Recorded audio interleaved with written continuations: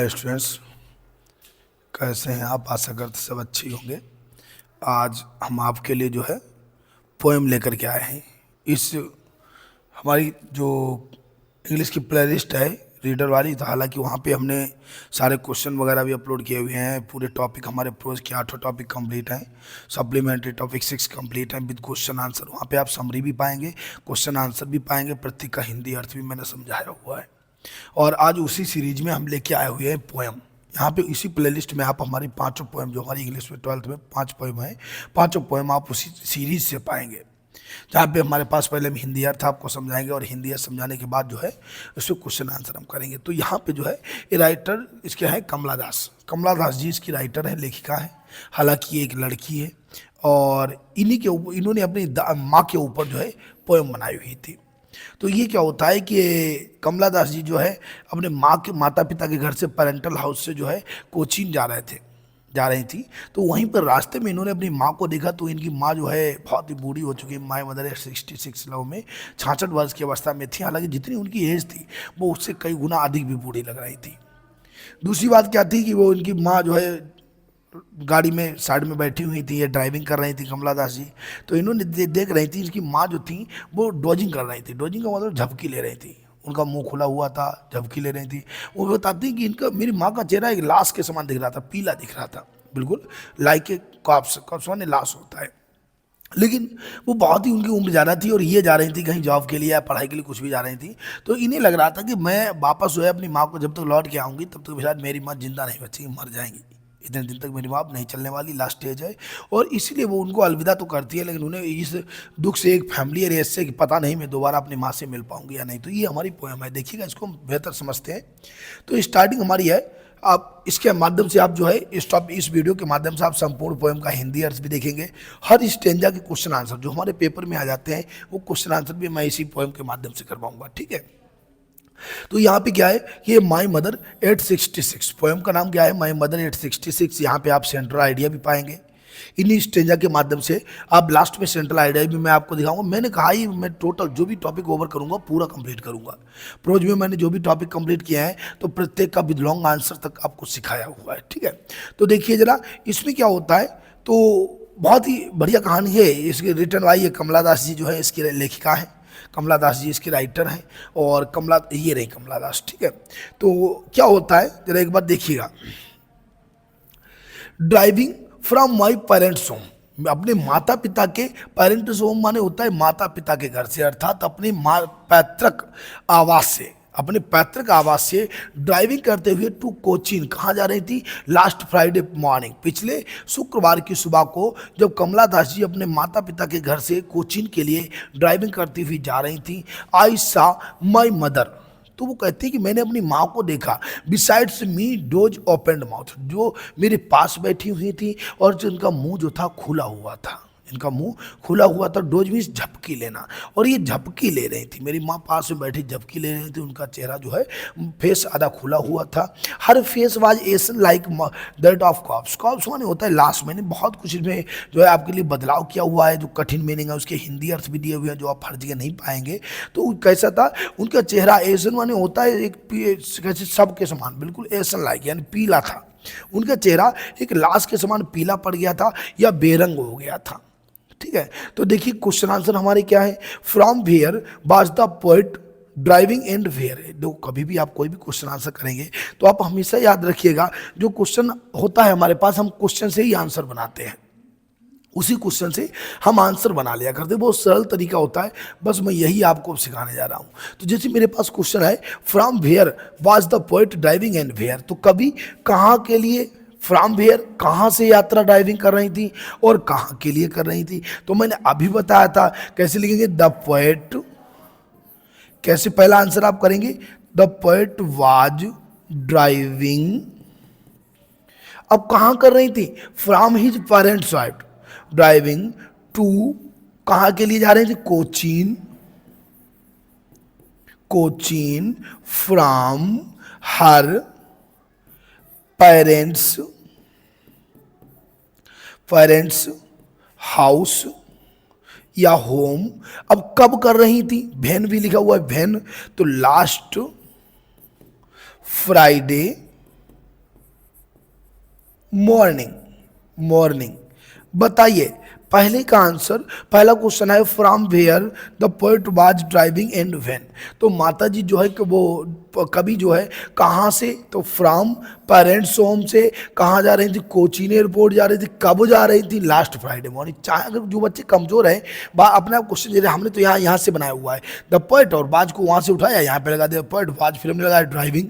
अब कहाँ से इससे उतार दिया, from his her parents home to Cochin, कब, लास्ट फ्राइडे मॉर्निंग। अगर नहीं बच्चा जानता है तो वो यहाँ से लेकर के पोएट वाज लिख देना और फिर यहाँ से लेकर के यहाँ तक आप उतार देना, नंबर आपको पूरे मिल जाएंगे। तो ये हमारा पहला आंसर है कि पोएट लेखिका जो है कहाँ जा रही थी और कहाँ से कहाँ तक उन्होंने यात्रा की थी। तो लेखिका ने कहाँ तक यात्रा की हुई थी, लास्ट फ्राइडे मॉर्निंग की थी यात्रा, और कहाँ, अपने माता पिता के घर से कोचीन एयरपोर्ट तक की थी। दूसरा क्वेश्चन हमारे पास है What was the poet's mother doing in the vehicle? तो व्हीकल में, गाड़ी पर पोएट्स की माँ क्या कर रही थी, ये जो ने लिखा है बिसाइड्स मी डोजिंग, डोजिंग कर रही थी, और उनका मुंह कैसा था, ओपन था, खुला हुआ था। तो कैसे लिखेंगे, द पोएट्स, आंसर इसका लिखिएगा the poet's mother was dosing, dosing and her mouth was opened. Poets की माँ कैसी थी, पोएट्स की माँ जो है डोजिंग कर रही थी, पोएट्स मदर वाज डोजिंग, ये रहा, and her mouth was opened. Poets की माँ डोजिंग कर रही थी और उनका मुंह कैसा था, खुला हुआ था। बिल्कुल सरल भाषा में हमने बताया हुआ है, poets mother was dosing and her mouth was opened. Note down करते जाएगा, चाहो तो आप बढ़िया से इसको समझ लीजिएगा जिससे आप कर सके उसे हम, ठीक है, टाइम कम है, बढ़िया से समझ लीजिएगा। How was the face of poets mother looking like, तो पोएट्स की माँ का चेहरा कैसा दिख रहा था, अभी हमने बताया था डेड ऑफ ए कॉर्प्स, ठीक है। तो कैसे लिखेंगे, poet's mother's face was looking like a corpse, ठीक है। उनका चेहरा कैसा दिख रहा था, एक कॉर्प्स के समान, एक लाश के समान दिख रहा था। तो इस तरीके से आप अपना आंसर कैसे लिखेंगे, द पोएट्स, द फेस, इसको चेंज करिएगा, द फेस, यहीं से उतारते हैं आंसर हमेशा, पहले आप the face of poets mother पूरा उतार देना, फिर यहीं पे बाज लगा देना, the face of poets mother was looking like a corps, the face of poets mother. कैसे, यहां से उतारो, the face of poets mother, अब यहां पे लगा दिया बाज, और फिर लुकिंग लाइक, फिर यहां से उतार दिया, एक लाश के समान, एक कॉर्प्स के समान उनका चेहरा दिख रहा था।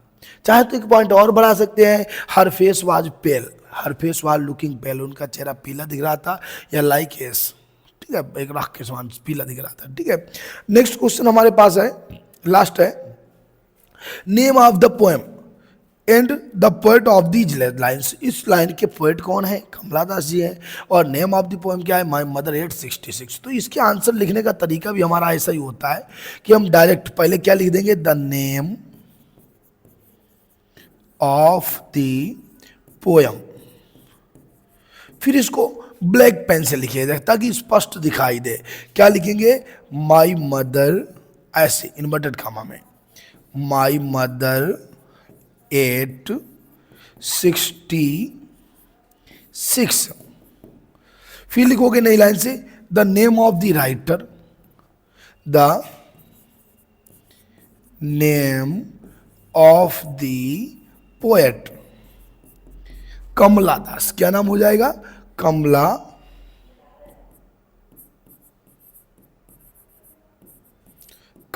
दास। KMALA होता है, लेकिन KMALA तो गलत तब भी नहीं होगा, कोई बात नहीं, वैसे इच्छा हो तो KMALA लिख देना, ठीक है। कमला दास, क्या नाम था इनकी माँ का चेहरा, माँ का वो, इसका पोएट का नाम था कमला दास, जो कवि थी, जो लेखिका कवित्री थी, एक कवित्री थी, एक महिला थी, ध्यान रखिएगा, कवित्री जो थी इनका नाम कमला दास था, कमला दास। तो इस तरीके से आप पहला स्टेंजा कंप्लीट करेंगे। मैंने पहला स्टेंजा आपको कंप्लीट करवाया हुआ है, जो शायद समझ में भी आया होगा। क्वेश्चन पहले मैंने बताया कि वाह क्या कर रही थी, अपने माता पिता के घर से कोचीन जा रही थी लास्ट फ्राइडे मॉर्निंग को। उन्होंने जब अपनी माँ को देखा जो उनके पास में बैठी हुई थी बगल में, और उनका चेहरा कैसा था, अधखुला था, her face was looking like a corpse. ये बैठी थी इस तरीके से, ड्राइविंग कर रही थी, तो उनका चेहरा अधखुला था, हालांकि यहाँ पे नहीं खोला हुआ है, चेहरा अधखुला, मुंह जो है आधा आधा, जैसे बुजुर्ग लोग ऐसे जब सोया करते हैं उनके दांत होते नहीं है, स्पेस ज़्यादा हो जाता तो मुंह खुला रहता है, तो उनका चेहरा जो है मुंह आधा खुला हुआ था, और एक लाश के समान उसका पीला चेहरा दिख रहा था। ठीक है, डोजी ले रही थी, डोजी मीन्स झपकी लेना होता है, वो झपकी ले रही थी। ठीक है, देख रहे हैं आप। और फिर क्या होता है, दूसरा पॉइंट देखिए, दूसरा स्टेंजा हमारा क्या कर रहा है, Pen and released with that she was as old as she looking, but soon put that thought away। अर्थात वो बताती हैं आई हेयर ए पेन, क्या होता है, उनको एक पारिवारिक दर्द का एहसास होता है। Pain and realised with that, अर्थात उन्हें पहले तो क्या होता है, जैसे वो अपनी माँ को देखती है तो उन्हें एक पारिवारिक दर्द का मतलब होता है, उन्हें एक ऐसा दर्द होता है कि हमारा कोई व्यक्ति हमसे बिछुड़ने वाला है, कोई व्यक्ति बुजुर्ग हो गया, उसकी मृत्यु होने वाली, जो आपका फेवरेट है, तो एक पारिवारिक दर्द उन्हें फील होता है। लेकिन realised with that she was as old she was looking, वो लेकिन वो बताती है कि मुझे फिर तुरंत ये एहसास हुआ कि कोई बात नहीं, हमारी माँ ने हमारी ज़िंदगी पूरी जी ली है। वो जितनी उम्र की दिख रही थी, ठीक उतनी ही उम्र की थी। 66 की अगर वो दिख रही थी तो 66 की हो भी चुकी थी, तो कोई बात नहीं, उन्होंने अपनी ज़िंदगी जी ली है। But soon put that thought away, लेकिन वो कहती जल्दी ही मैंने अपने मन से विचार बाहर निकाल दिया, मैंने शीघ्र ही क्या किया, उस विचार को अपने मन से निकाल दिया। तो ये हमारा अगला स्टेंजा हो गया, जिसको अभी हमको, तो इसमें हमारा क्वेश्चन क्या कह रहा है, क्वेश्चन कह रहा है कि what did the poet realised, कवि लेखिका को क्या एहसास हुआ, after seeing her mother's face, अपनी माँ का चेहरा देखकर लेखिका को क्या याद आया, तो अपनी माँ का चेहरा देखकर उसे उसके ओल्ड एज का याद आया, उसे याद आया कि वह जो है बहुत ही वृद्धावस्था में हो चुकी है, या she was looked as she was has old. कैसे लिखेंगे, द पोएट, इसका आंसर लिखिएगा, the poet realised that she was age old age she was looking। लेखिका को ये एहसास हुआ कि she was as old as, वह इतनी उम्र की थी, एज सी वाज लुक्ड, या सी वाज लुकिंग, जितनी की वह दिखाई दे रही थी। ये बात उसको ले रहा है, अपनी माँ को देखकर उसे इस बात का एहसास हुआ कि कैसे लिखे, द पोएट रियलाइज्ड दैट, ठीक है, she was as old as she was looking. ठीक है, after seeing her mother's face लिखो चाहे ना लिखो कोई दिक्कत नहीं, या अगर लिखना है पूरा तो the poet realized after seeing her mother's face that she was looking as old age she was as old as she was looking. ठीक है, वह उतनी उम्र की थी जितनी की वो दिखाई दे रही थी। What did the poet feel with realisation, with realisation poet ने क्या अनुभव किया, फील पेन अनुभव किया। ठीक है, तो कैसे लगाएंगे, द पोएट, इसका आंसर द पोएट फील का सेकेंड फॉर्म, डिड लगाओ कभी भी तब हमेशा सेकेंड फॉर्म से वाक्य बनाते हैं, फेल्ट विद, क्या लिखेंगे, the poet felt pain with realisation, दर्द की अनुभूति की एहसास के साथ में, फेल्ट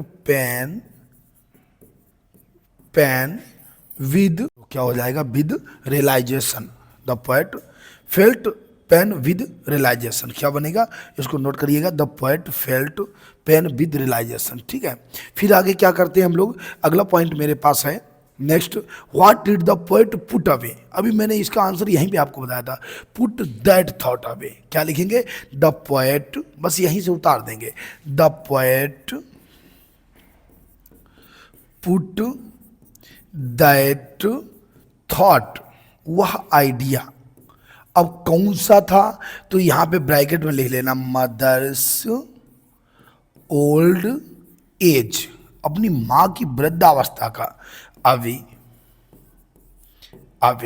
कैसे बनाएंगे, द पोएट पुट, और फिर यहां से आ जाना, the poet put that thought, और ब्रैकेट में लिख लेना मदर्स ओल्ड एज, माँ की वृद्धावस्था का आइडिया अब ये लास्ट में लगा देना, ठीक है। तो क्या विद रियलाइजेशन क्या फील किया, पेन किया, उसके बाद में क्या रियलाइज किया, तो that she was as old as she was looking, वह उतनी बूढ़ी थी जितनी की दिख रही थी, उन्होंने रियलाइज किया था, ठीक है। अब तीसरा हमारे पास स्टेंजा है, तीसरा स्टेंजा हमारा देखते हैं। And looked out at young tree sprinting, फिर उन्होंने क्या किया, उन्होंने अपनी माँ की तरफ देखना बंद कर दिया, और अब वो क्या देख रही हैं कि लुक्ड, जब उन्होंने गाड़ी से बाहर देखा तो स्प्रिंटिंग माने होता है उछल कूद करते हुए, ठीक है, दौड़ लगाते हुए, पीछे पीछे भागते। जब भी आप कोई गाड़ी में बैठे हो, आप बाहर क्यों देखेंगे तो लगेगा पीछे पेड़ जो है आपके पीछे पीछे अपोजिट साइड में बहुत तेज भाग रहे हैं। तो उन्होंने देखा कि छोटे छोटे पेड़ पीछे पीछे भागते हुए उन्होंने देखे। द मैरी चिल्ड्रन, बहुत खुश, मैरी माने प्रसन्नचित्त होता है, चिल्ड्रन स्पेलिंग माने उछलते हुए, और मकान से, घरों से बाहर उछलते हुए छोटे छोटे बच्चे देखे। उन्होंने पेड़ों को अपने पीछे पीछे, छोटे छोटे पेड़ों को अपने पीछे पीछे भागते देखा, मकानों से बच्चों को उछलते देखा, out of their homes. But after the airport security check, लेकिन जब वो एयरपोर्ट पर पहुंच गई सिक्योरिटी चेक पर, तब क्या हुआ, स्टैंडिंग ए फ्यू यार्ड, वो कुछ यार्ड की दूरी पर, यार्ड भी दूरी का मात्रा है, कुछ यार्ड की दूरी पर खड़ी हो गई। I looked again at her, मैंने, वो कहते हैं कि मैंने दोबारा उन्हें फिर देखा एक बार। तो बताती हैं कि मैं जब गाड़ी से बाहर जब जा रही थी तो मैंने तुरंत ही उस विचार को अलग कर दिया, उस विचार को अलग कर दिया, और बताती कि मैं रोड की तरफ देखने लगी तो मुझे छोटे छोटे पेड़ जो थे भागते हुए पीछे पीछे नजर आ रहे थे, सुंदर खेलते हुए बच्चे बाहर कूदते हुए नजर आ रहे थे। और उसी बीच में फिर क्या किया मैंने, जब मैं कोचीन एयरपोर्ट पे पहुंचे तो सिक्योरिटी चेक के बाद मैंने क्या किया, कुछ यार्ड की दूरी पर खड़े होकर मैंने अपनी माँ को दोबारा देखा। तो ये अपनी माँ को दोबारा देखती हैं, ठीक है। फिर क्या होता है, अब इसका क्वेश्चन आंसर करते हैं। क्या था इसका क्वेश्चन आंसर, देखिए बहुत सरल से है। क्वेश्चन है what did the poet see outside the vehicles, तो पोएट ने आउटसाइड यानी गाड़ी के बाहर क्या देखा, तो पोएट ने क्या देखा कि मैरी चिल्ड्रंस स्पेलिंग कर रहे थे। द पोएट सा young trees spelling and merry children spelling of their houses, यहां से, ठीक है। तो क्या लिखेंगे, द पोएट, क्या बनाएंगे, द पोएट सा, द पोएट, इसको दोबारा लिखते हैं हम, बस यहीं से पहली वाली लाइन का ही जो हमारा आंसर है वही मैच कर जाएगा, यहां से शुरू करना, द पोएट। अच्छा, कभी भी डी लगा सेकेंड फॉर्म से बनाना, सा, ठीक है। Young trees sprinting, young trees sprinting and the merry children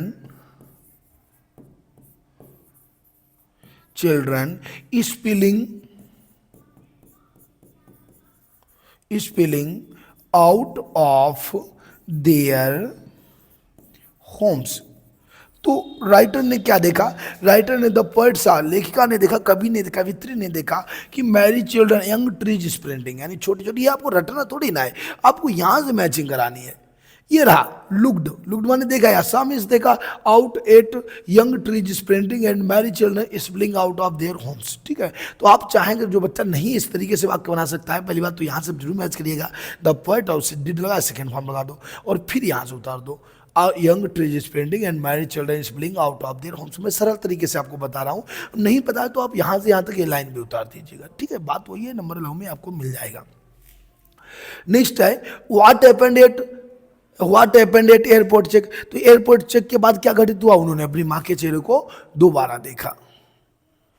तो एयरपोर्ट पे क्या हुआ, what happened eight the airport, तो एट द एयरपोर्ट क्या होता है, देखिए जरा, एट द एयरपोर्ट, एयरपोर्ट क्या किया गया, सिक्योरिटी चेक किया गया, एयरपोर्ट पर क्या किया गया, security, at the airport the security check was done, at the airport यानी एयरपोर्ट पर the security check was done, security check किया गया, एयरपोर्ट पर क्या किया गया, सिक्योरिटी चेक किया गया। लास्ट पॉइंट है what did the poet do at the airport, लेकिन लेखिका ने एयरपोर्ट पर क्या किया, तो सिक्योरिटी चेक के बाद उन्होंने क्या किया, कुछ यार्ड की दूरी पर, after standing a few yard she saw her mother's face again, कैसे लिखेंगे? At the airport, at the airport, at the airport, after, क्या लिखेंगे? आफ्टर सिक्योरिटी चेक,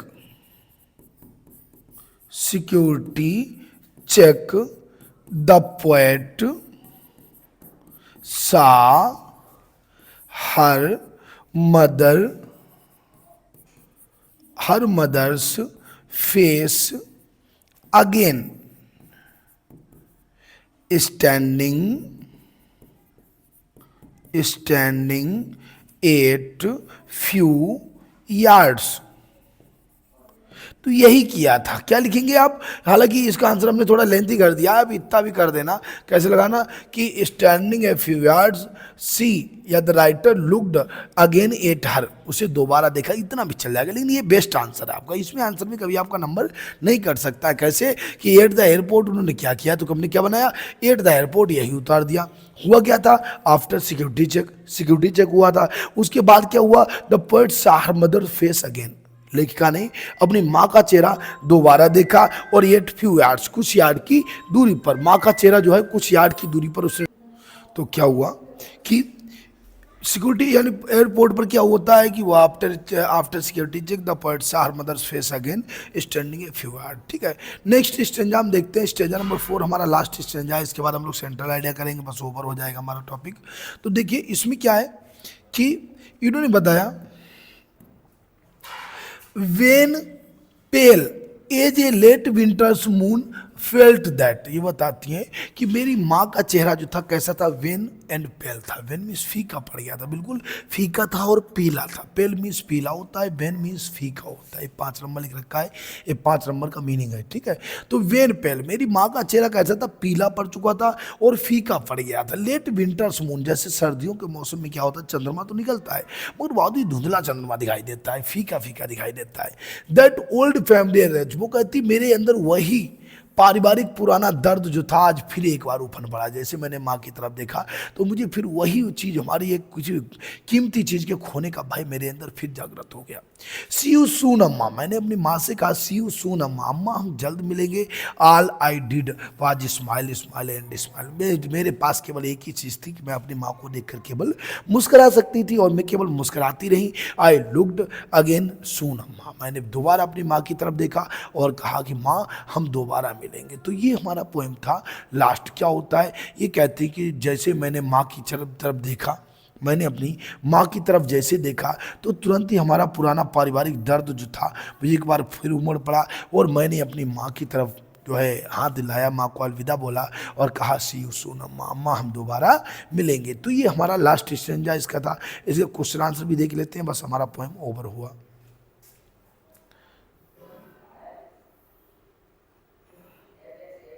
तो देखो इसके क्वेश्चन आंसर भी सरल है, ज़्यादा कठिन नहीं है। What, how was the poet mother compare, तो पोएट की माँ की तुलना किससे की गई है? किससे कंपेयर की गई? लेट विंटर्स मून से। पोएट्स मदर कंपेयर्ड वाज, कैसे लिखेंगे? The poets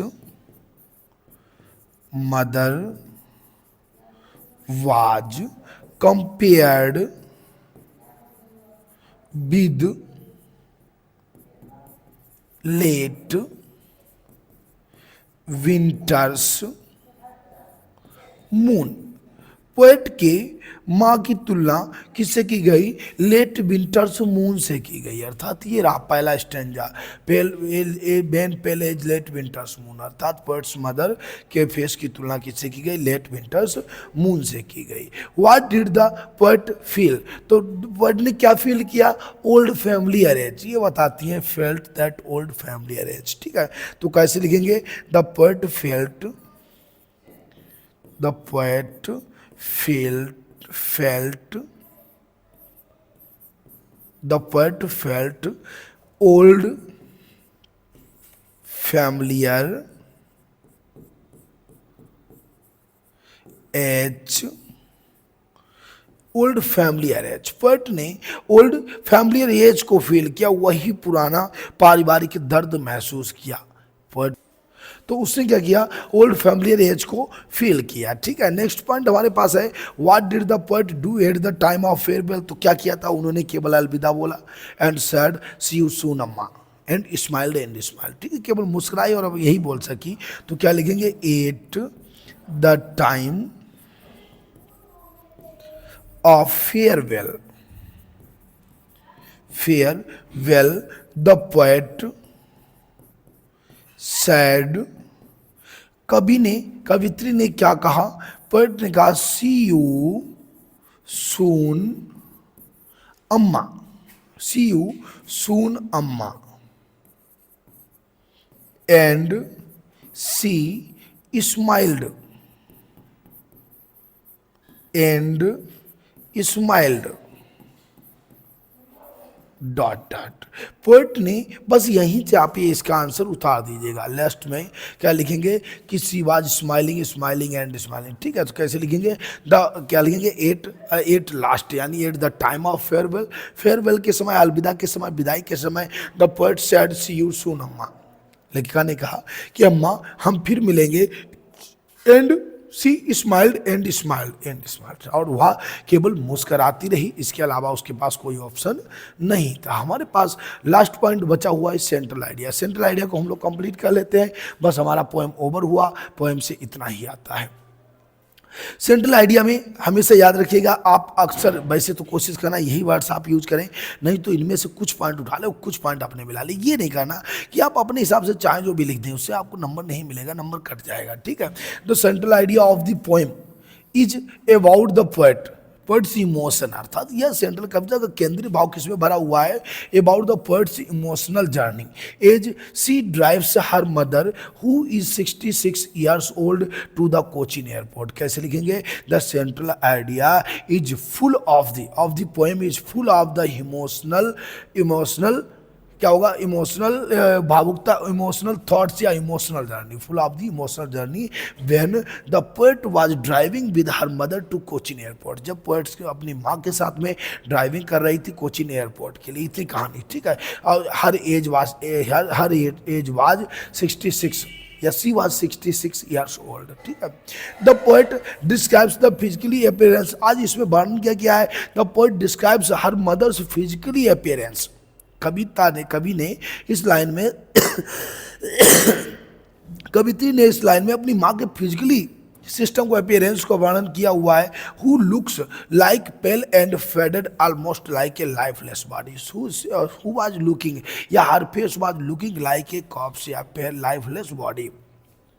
this sight deeply pains the poet's heart, और इस दृश्य ने बहुत गहरा सदमा पहुंचा दिया। पोएट्स पेंस हार्ट, पोएट्स के पेन को, हार्ट को पेन कर दिया, दर्द उत्पन्न कर दिया। ठीक है, तो कैसे लिखेंगे, क्या लिखेंगे, इन दीज लाइन्स या the central idea of the poem is full of the emotional journey of the writer, emotional journey से भरा हुआ है। She was driving to Cochin airport with her mother.